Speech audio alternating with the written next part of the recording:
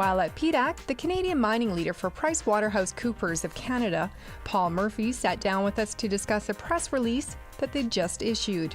It was our study of the junior mining sector in Canada. We also do a study which is released every spring on the global top 40, and everyone wanted sort of a snapshot of how the more junior companies were doing.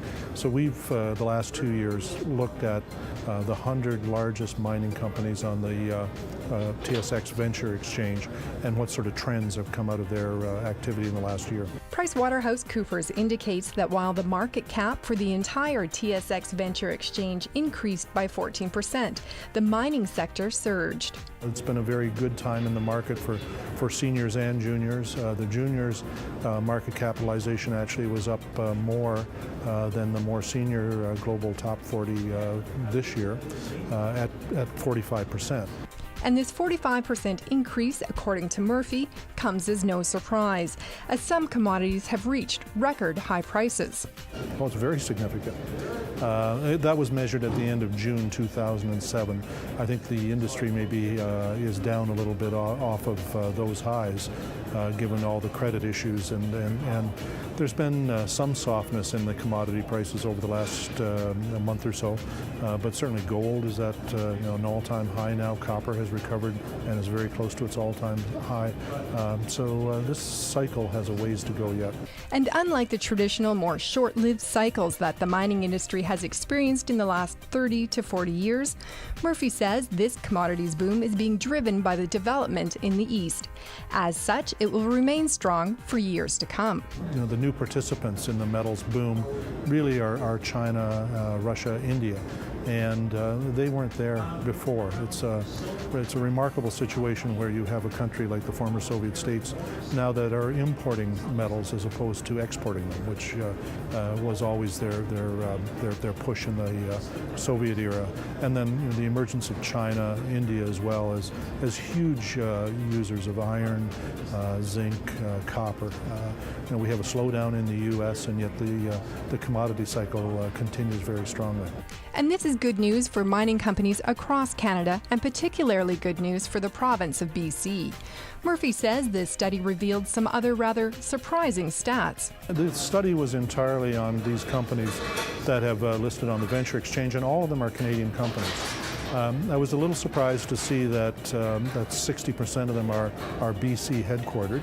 I thought there might be a little bit more in eastern and central Canada, but fully 60% of them are BC headquartered. Yes, we are tremendously well represented. British Columbia is in the mining industry worldwide, actually.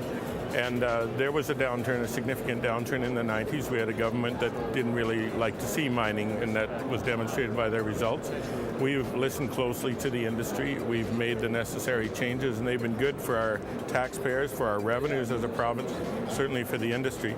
So the result was in 2006 we had $265 million spent on exploration in BC, which was the most in our history. 2007 it went up to $416 million, so a 57% increase in 1 year over our best results in history. And that level is a 1,300% increase in mining exploration since we became government in 2001. Kruger adds that initiatives from the newly released federal budget are also helping to encourage mining exploration. We have an arrangement called super flow-through shares, whereby the people who are considering investing in the mining industry are encouraged to do so because they can receive credits for the investment that they make that applies to other income, and it works very well. The federal government takes part with us in that program, and it has caused a whole lot of interest and activity in investment in mining exploration and mine development in British Columbia and other parts of Canada. So last year I had a meeting with Gary Lunn before the federal budget, and the industry had made it clear to me it was very important to them. And the federal government did respond to that plea and extended the program in last week's budget. Kruger says initiatives like this help create wealth for families and for the province. It's an industry that generates tremendous employment for families in British Columbia, an average of $99,900 per worker in 2006. doubtless more today. Of course, you don't get new mines without having exploration. Exploration obviously leads to mines, and that's the reason they do it. And we're hearing nothing but encouraging things. We had over 100 projects that had more than $1 million budget last year. We had 472 active exploration sites. I expect we'll have more this year. And people are feeling really good about our industry.